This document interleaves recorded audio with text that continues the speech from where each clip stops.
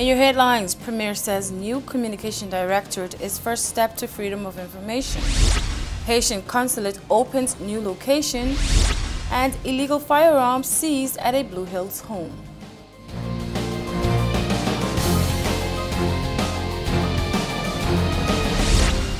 Hello Turks and Caicos, thank you for joining us for another edition of Newswatch. It's Tuesday, November 2nd, 2021. I'm Latoya Walken and the real news starts now. The Haitian Consul in Providenciales now has a new location. On Monday, an official ceremony was hosted to commemorate the move. Take a look at Tuesday's leading story. A more expansive location in Blue Hills, the Haitian Consulate in Providenciales, this week moved house. Formerly located along Leeward Highway, the offices are now located at number 13 Eddie Laporte Plaza in Blue Hills, Providenciales. The consulate says the move is to get closer to the community and serve it better. On Monday, the consulate marked the inauguration of the new location with an open day, during which compatriots and guests came together to socialize, as well as learn about the operation and services offered by the consulate. The Consulate General of Haiti in Providenciales provides a range of consular services, such as visa and passport processing, as well as document legalization. The consulate has been serving the island for several years, mostly without incident. But with the high incidence of illegal migration from Haiti to the Turks and Caicos throughout the years, at one point the local population got frustrated and demanded the closure of the Haitian consulate. In 2018, a strongly worded petition began circulating on social media, leading to a protest in front of the now former Leeward Highway location.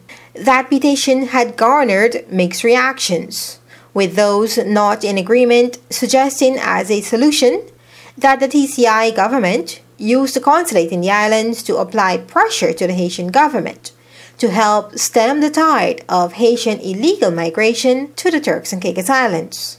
While some efforts have been made by the consulate to engage the two governments in dialogue on the issue, nothing ever really came of it. For PTV News Watch, I'm Delana Isles.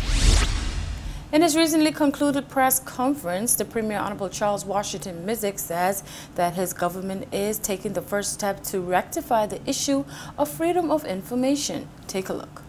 I'm going to be preemptive on this issue of freedom of information because it is something that we had promised. But freedom of information, developing a framework is a process. And the government, the people of this country have justifiably criticized the government for not communicating with them regularly enough. Let me say to you that that's about to change. We recognize that. When we came here, there's a lot of work to be done. And being the person that I am, I put my head down and I really push hard to get things done. Premier Mizik stated that the first step towards freedom of information is developing the role of a communication director for the Turks and Caicos Islands government. I also realize that you can work as hard as you want. If no one knows what you're doing, then it's difficult for them to understand. So what Turks and Caicos Islands, what we're going to do as a first step towards the freedom of information environment is the establishment of a communication directorate. Funding has been put in this supplementary appropriation, which will go to the House on Tuesday of next week, to start putting the pieces in place so that that communications director will be responsible for pulling all of government information, communication infrastructure or liaising with all of the various government departments, statutory bodies and ministries in order to make sure that relevant information are given to the public regularly and the content and the amount of it will be enough so people can understand what is going on. It's time for a quick break. More News Watch when we return.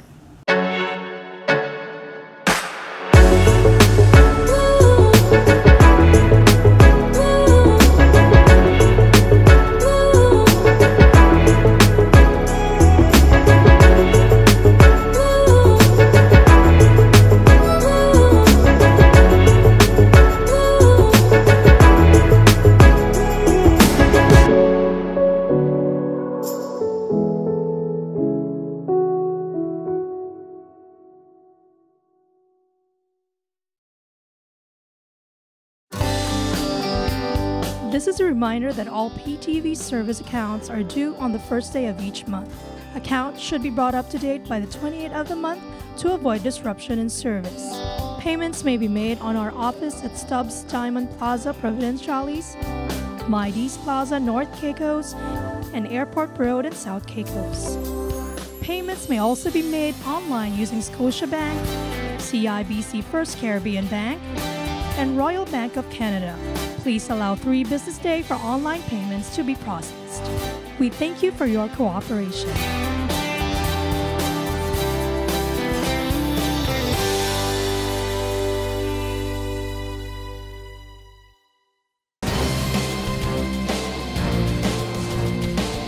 Welcome back to News Watch.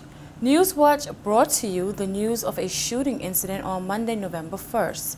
In an update to that report, we learned of 3 firearms also being seized for processing. The details in this next report.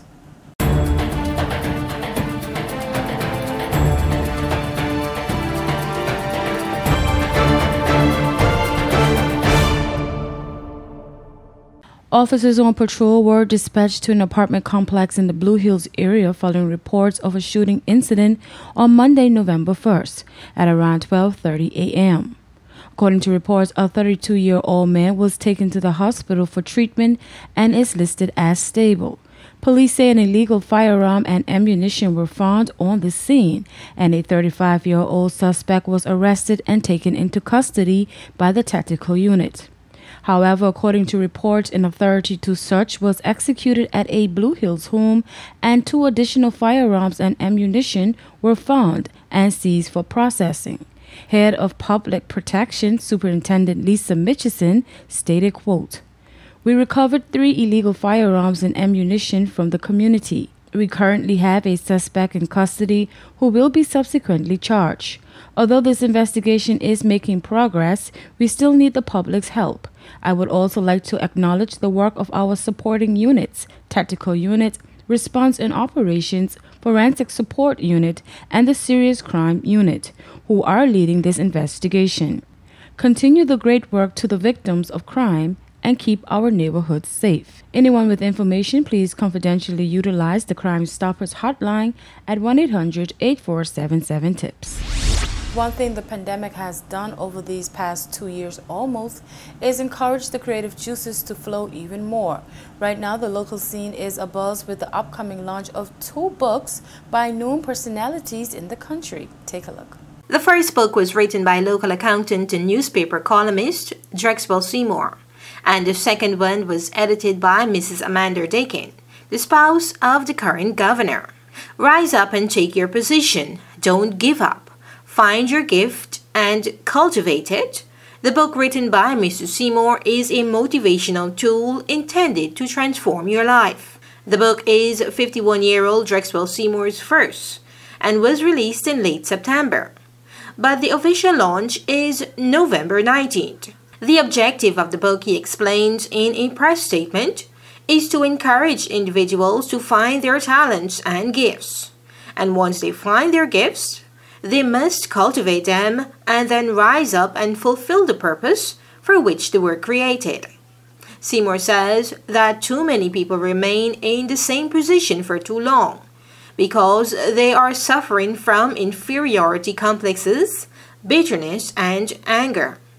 This book, he says, is a motivational guide based on stories from his own life, as well as stories from the Bible. The book has already made Mr. Seymour an international bestseller author on Amazon, capturing #1 in multiple categories, and ranking in the top 10 in several countries. Those countries include the United States, Australia, Canada, United Kingdom, the Netherlands, and Japan. Digital copies of the book are already available for purchase on Amazon. And just last week, residents of the TCI can now purchase an autographed copy of the book at the Pentecostal bookstore located in Courtyard Plaza in Providenciales. Meanwhile, Mrs. Amanda Dakin recently spearheaded a project for the TCI's Red Cross. That project was a new book titled Turks and Caicos Red Cross Cookbook, of which she is the editor and illustrator. According to the Red Cross, several people on the islands happily share their favorite family recipes for the book, with some recipes coming in with fun personal twists from local chefs. The highly anticipated cookbook, which is a fundraising initiative for the Red Cross, is now on sale for $75, with the official launch planned for this Thursday, November 4th. To order your copy, you can call 339-2136. You can also purchase on I'll Help or visit the Red Cross thrift store in Turtle Cove, Providenciales, and along Pond Street in Grand Turk. Remember, all proceeds go to support the work of the TCI Red Cross. For PTV News Watch, I'm Delana Isles. We'll take a quick break. When we return, your weather forecast. This is a reminder that all PTV service accounts are due on the first day of each month. Accounts should be brought up to date by the 28th of the month to avoid disruption in service.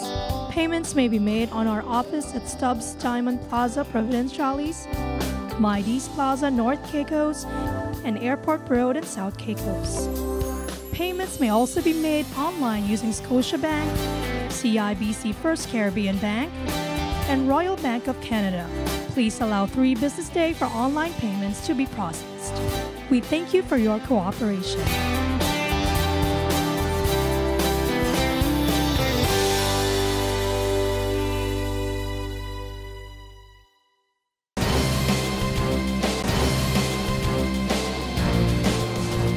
Mixed weather patterns across the Turks and Caicos Islands. Here's your weather forecast for November 3rd, 2021. Starting in Grand Turk on Wednesday, partly cloudy skies, high 84, low 79. Winds east at 10 to 20 miles per hour. South Caicos on Wednesday, sunshine and mixed clouds, high 84, low 79. Winds east at 10 to 20 miles per hour. North and Middle Caicos on Wednesday, partly cloudy skies, high 84, low 79. Winds east at 10 to 15 miles per hour. Parrot and Pine Key on Wednesday, sunshine and clouds mix, high 84, low 79. Winds east at 10 to 15 miles per hour.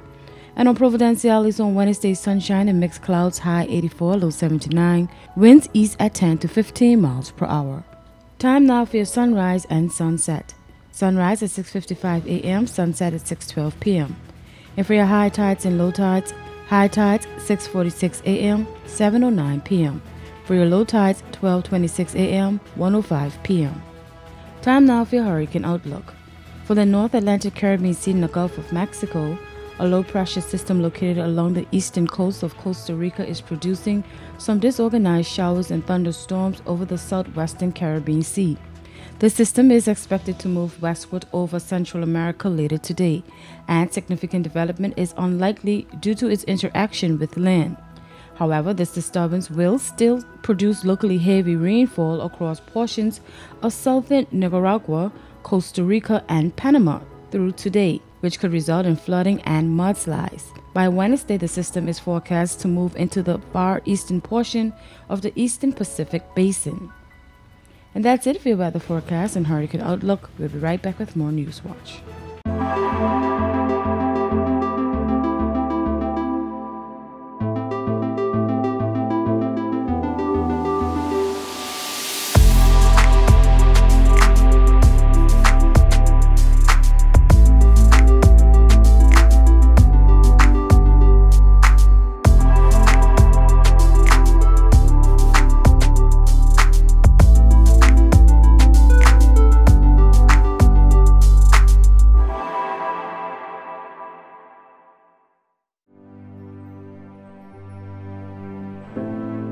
Here at People's Television, we're more than just your leading news and entertainment services. We are spreading the gospel.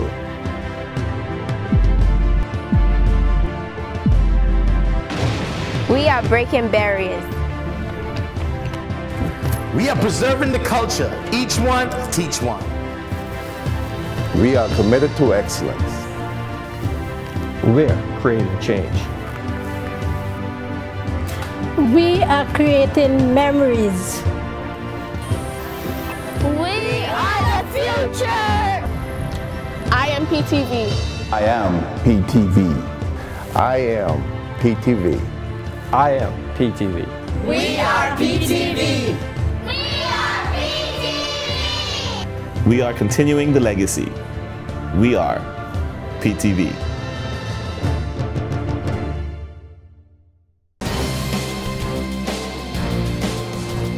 And here's another story that made this edition of Newswatch.